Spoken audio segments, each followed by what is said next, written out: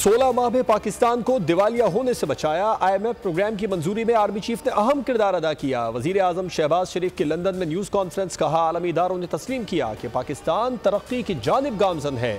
पाकिस्तान में tax net बढ़ाना होगा, इशराफिया को भी कुर्बानी देना होगी। बोले, एहसान है 9 मई नाकाबिल मुआफ़ी जुर्म है। 9 मई वालों को मुआफ़ी उस वक्त मिलेगी जब दिल से मुआफ़ी मांगेंगे।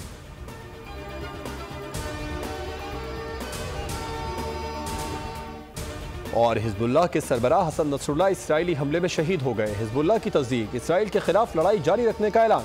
हसन नसरुल्लाह की बेटी ज़ैनब नसरुल्लाह भी हमले में शहादत पा गईं।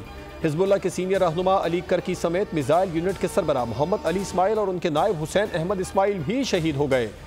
इसराइल ने गुज़िश्ता रात वस्ती बैरूत में अब तक का सबसे बड़ा फ़ज़ाई हमला किया।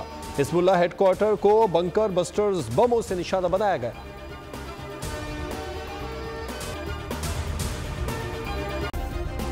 सब्सक्राइब करें और बेल दबाएं ताकि कोई खबर रह न जाए।